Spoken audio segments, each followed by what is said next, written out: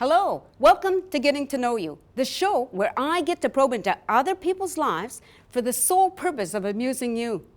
It's okay, you don't have to thank me. As you know, there are many different types of people. There are the givers and the takers. There are people that have needs. Then there are those who like to help the people that have needs. There are commitment junkies, and there's those who are afraid of commitment. And of course, there are the overachievers, underachievers, and non-achievers. Now, you might be wondering why I'm bringing this up. Because I can, although I do have another reason. I'm thinking about today's guest, Gene Vickers. Who is he? Is he merely another person who happens to be taller than me? Or is there more to him than that? I'd like to state, by the way, that I am taller than the average 10-year-old. Okay, 8-year-old, whatever. Back to Gene Vickers. One thing I know about him, he has won numerous awards. He is a keynote speaker, and I know there is much more to him than that. I think it's time we get to know him, don't you? Gene, thank you so much for coming. Thank you. I really appreciate you taking your lunch hour to be here, so that's really great. I am honored. How would you like to take a seat here with me? Perfect. Well, you can sit in your own chair, I'll sit in mine. You have a really, really interesting bio. There's so many things I want to ask there, but can you elaborate on that medal that you received? The Queen's Jubilee Medal. Yes, what was that for? I was involved in the Tri-Cities, Port Coquitlam, Coquitlam, Port Moody, and because of some of the things that I contributed to the community, the Terry Fox Run, the Port Moody Rec Center, a couple of Rotary clubs, and some other events, I was awarded the Queen's Jubilee Medal. So what made you get involved in all of that to begin with? That's a bit of a sad story, actually. I was in the RCMP. Mm-hmm. I came to Vancouver for a weekend, and a really good friend of mine asked me if I would join them in their hockey tournament. And I said, if I'm there, I'm there. I didn't make it to the hockey tournament, and he didn't make it from the hockey tournament. He actually passed away during the tournament. Oh my goodness. And when we all got together after, I was wondering about my own life. What, if I had died that day, had I made a big enough difference? Because of that resonating with me, it's made me really want to contribute back to the community. Oh, wow. Okay, so in regards to the community, other than the medal, have you won any other awards? I won the Citizen of the Year from the Tri-Cities Chamber of Commerce. So, okay, so what are the criteria to becoming a Citizen of the Year? Well, basically, it's the things that you do in the community, and probably very similar to the reason why I was awarded the Queen's Jubilee Medal and maybe a few other things. Right. But it's just being very involved and somebody noticing it, somebody bring it to somebody's attention, and then before you know it, you're with another group of people on deciding who's going to win it. Oh, that's really good. And I think you were about to mention another award while I won the Volunteer of the Year award, so, right. which is just basically wanting to get involved. So you really like to put yourself out there and actually do things, not just talk about helping, but... My personal mission statement is to make a positive and profound difference in the lives of others. Oh, that is so cool. Now, what about personal life? Are you married? Been married for 44 years. Whoa, now that's a nice 40 years. Oh, you were like, oh, it's been that long for you. Sorry. It seems like 40, no. No, we're just playing there. So 40 years, that's a really good length of time to be married, especially in these days when so many people get divorced. Do you have any special tips for people who are just getting married? Or? For the guys, just remember these two words, yes, dear. I think that's right. That sounds really good to me. How did you meet, you and your wife? We met December 31st, 1971 at a New Year's Eve party. Oh. It was really special. I actually came with somebody else, and things didn't work out, and I left with the love of my life. So it sounds like it was love at first sight. It was. How? That's really exciting. I love it. Do you have any children? I have 4. I have a son who's 37, a daughter who's 35, and twin daughters who are 31 years old. Now, interesting about twins. My mother always said she would love to have twins, even though raising 12 children wasn't enough of a challenge for her, you know? Although she only raised 11. What am I saying? No big deal, right? Okay, so are you a grandfather? I have two granddaughters right now, mm-hmm. and one grandson well on the way, due here actually in July. Now, are you a parent who really participates in their children's lives and you know, in their grandchildren's lives? We have a very close family, and absolutely, they welcome me into it full-fledged, and I love every second of it, you bet. That's really nice. Do you have any siblings? In siblings, I have an older brother Yes. and an even older sister. Oh, so you're the baby of the family. You betcha. Were you treated like the baby of the family? Yeah, I was treated like the runt of the family. Because sometimes, I know that sometimes parents treat the youngest one different than the older one. Depends on the age gap. And I was treated different. My brother seemed to, because he was bigger than me and he could carry the load a little bit more. Right. He seemed to get a little bit more favoritism until I got bigger.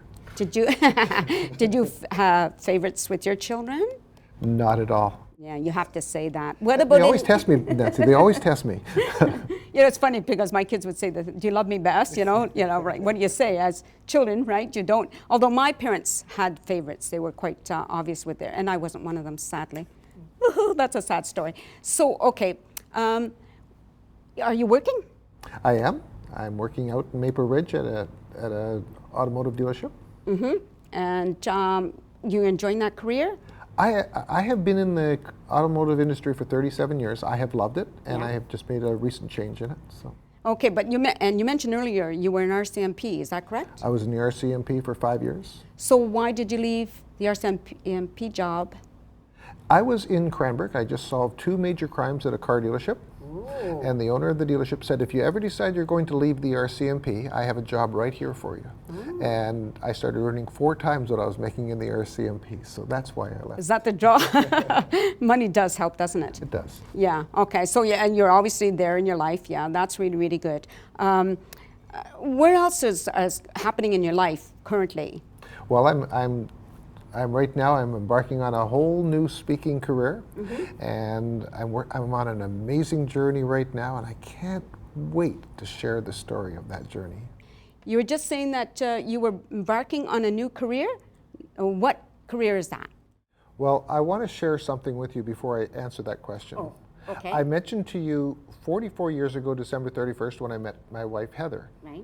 Well, the last December 31st, Heather and I were having a drink at about 8 o'clock at night, and I said, I have 2 New Year's resolutions this year.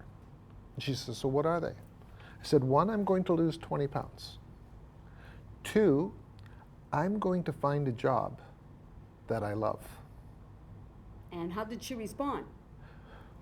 She's been very supportive, and she was ready for me to pursue wherever I was going to go. Okay, so now what is this job that you love? Well, it's funny how that came about, and I want to. This is a little complicated because I spoke at a Rotary Club about a week after that, and after I spoke at the Rotary Club, a fellow came up to me at the end of the meeting and he says, "Gene, we would like you to be the representative for our organization. The name of the organization? Do what you love." Oh, nice, yes. I told her I was going to find a job that I love, and they're coming looking for me. I thought some divine intervention's taking care of things. I went to my company. I said to them, "That's it. I'm leaving." And my company refused to let me go. And they negotiated with me. They found a new job within the store, and now I'm absolutely loving that new job. How cool is that? It's great, but that might not be the job that I told her that I was going to pursue. Oh, okay. Because since I've taken on this new job, loving it, it allows me to pursue my professional speaking on a regular basis, and every opportunity I can grasp onto it, and my mind is locked on it now. I'm pursuing my professional speaking career. Okay, so what do you speak about? What is your topic? I have been working on a journey, and the topic of this first keynote that I'm delivering, can I say the date? Absolutely. Is June the 24th, coming up. The speech title is The Wall. And the topic is anytime we're trying to achieve those bold, hairy, audacious goals or dreams, there always seems to be that wall that gets in the way. Right, yes. My topic is that wall, because I believe I have 3 things in this speech that will allow the listening audience to get past that wall. And the thing that I know for sure is the higher, the wider, the deeper that wall is, the more meaningful that goal is at the end of on the other side. Okay, so now you know how to break down that wall? Is that the premise of the speech? When I say I know how to break down that wall, I know how I have got through that wall a couple of times.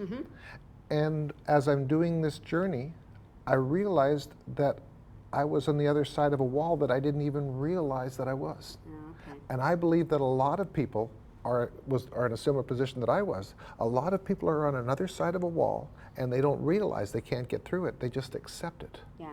And if they come and they actually see, yes, that wall is in front of me, and they find out how they can get past that wall, I believe they will see enough information, they will see enough reasons that they will get through the wall that they've been trying to get through. So can you give us like just a couple of hints? Of Oh, I'd be delighted. I'll give you the three things, the three keys. Oh, great. But unfortunately, by just throwing those three things at you, they'll be meaningless. But let me share them. Okay.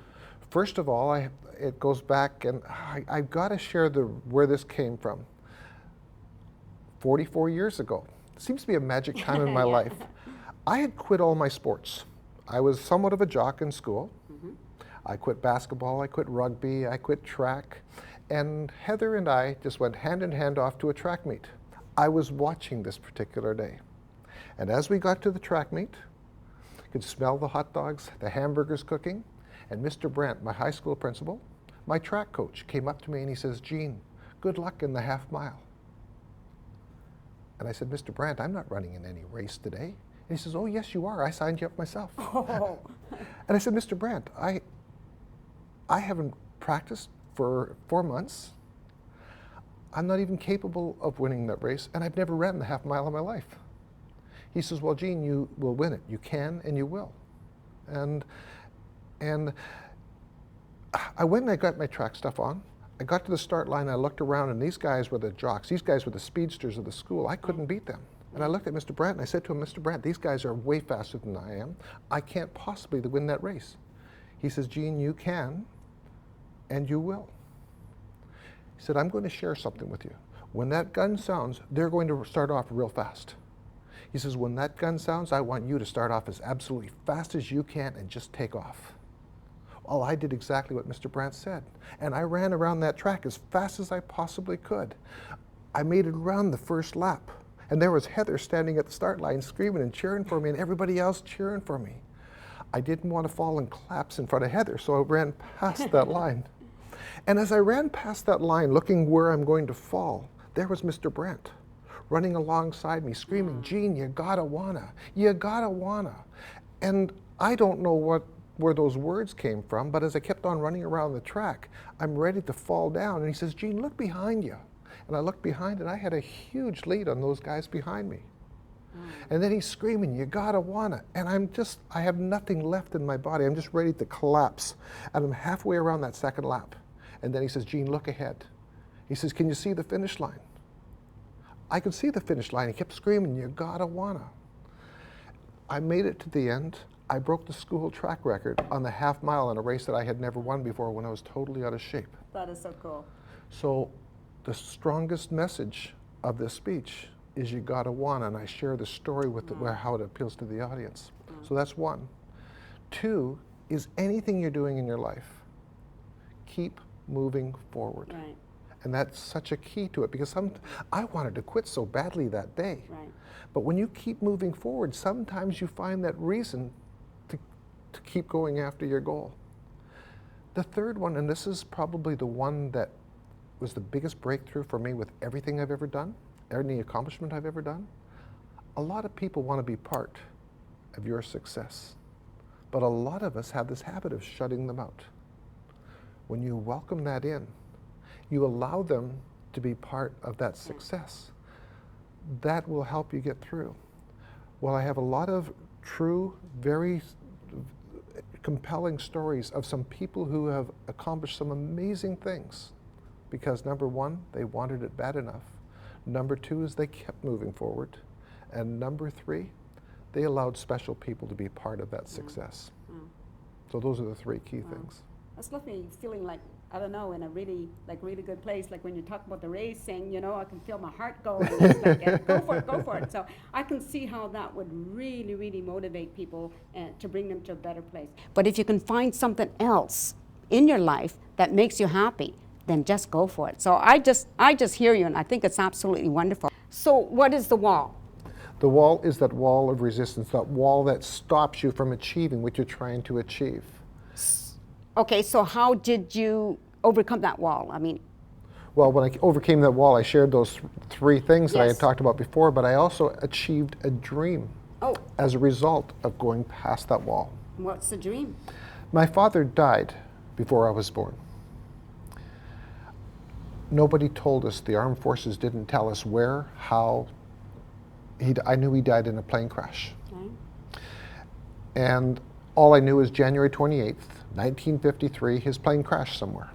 They gave me sort of an area that the plane may have crashed at. When I was 12 years old, I marched into the Armed Forces office and I said, my father, George Hilbert Vickers, died January 28th, 1953. And I go to Remembrance Day every single year and I want to see my dad's name, but I also want to know what happened to him. And they said, we don't have an answer for you. Wow. When I got a little bit older and leaving school, I went to the MP's office and I said to him, I want to know what happened to my father. And the MP said to me, he says, Gene, I'm going to find that information for you. A couple months later, nothing. And every single year I kept trying to find something that happened. And the more I tried, the more fierce I dug up. Nothing. Could find nothing. My dad's name didn't exist. One day, I was 53 years old, playing cards with my mother, my brother, my wife. And my mom said, I wonder if they ever found your dad's plane.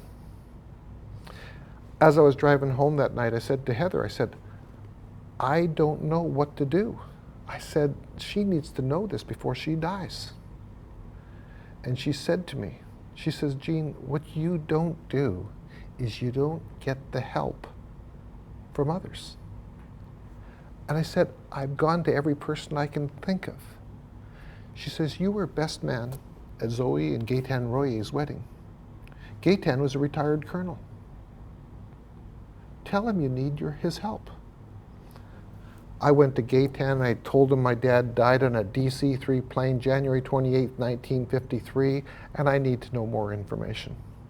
The next morning, Gaetan came into my office. He closed the door, he closed the Venetian blinds, and I knew at that moment my life was going to change. He says, Gene, January 28, 1953, a DC-3 crashed into the shores of Lasqueti Island. He says, on board, he started naming off the officers. The 8th name he gave was George Hilbert Vickers. Wow. I found out where, when, I found out why. We put an obituary in the Vancouver Sun newspaper. Chris Rose, the editor of the Vancouver Sun, called me and he says, Gene, he says, I think you meant to put a memoriam. And I said, Chris, I didn't. I said, we meant to put in an obituary. This is the first time my dad is being recognized. Oh my gosh. And he says, can I come out to Port Moody and do a story? And he did the story. They did a 2-page spread for the Vancouver Sun newspaper. Mm. What was so neat about that, my dream came true. Yes. But the next day, Chris Rose called me. He says, Gene, I want you to call this fellow. He's a Vancouver City policeman. I said, why? He says, just give him a call. I called this fellow, and I could hear by the tone of his voice that he'd been crying for a long time. His dad was on that plane. They've been waiting 53 years to find out what happened to his dad. Oh my goodness. He says, Gene, you have just allowed me to move forward in my life. He says, thank you so much. The next morning, I received a phone call from Ottawa from an 85-year-old woman. She says, Gene, you don't know me, but I love you. I can die now because now I finally have peace. I know what's happened to my husband. Wow. When I talk about that story, Yes. you gotta want it. Well, I certainly wanted to know what happened to my father. Did I keep moving forward? Well, I did as far as I could. But the special thing you really need to do is look around you, because there are people that want to help you in anything. My dream came true because I asked somebody and people's other dreams can come true by allowing other people to be part of their dreams. Where will you be speaking, by the way? You said June 24th? June 24th, I will be at the Inlet Theatre. Where's that? Which is in Port Moody, Okay. 100 Newport Drive, Okay. 7 o'clock p.m. on a Friday night. Right. And we'll have a beautiful videographer on the other end, making sure that I have a nice video at the end of it. Wow. But what an amazing journey this has taken me on. That's great. I wish you, listen, in that career, I wish you all the best luck for sure. And I'm pretty sure you're going to do well. Before you go, are you jealous of my shortness? Nancy, I am jealous of the amazing magic that you bring every time I see you. Such a flatterer. I'll pay you later. Okay, well, I'm sorry we're out of time. Thank you so much for being here. It's been great, and I really appreciate you taking your lunch hour to be here. And thank you for watching. You know, we really do like to hear from you, and we've given you a few options on how you can give us some feedback, or if you want to be on this show, you can get a hold of us on Facebook under Getting to Know You. You can call Shaw, leave a message on their voicemail, or you can email me at nancy_talk@shaw.ca. Hope to see you next time. Peace out.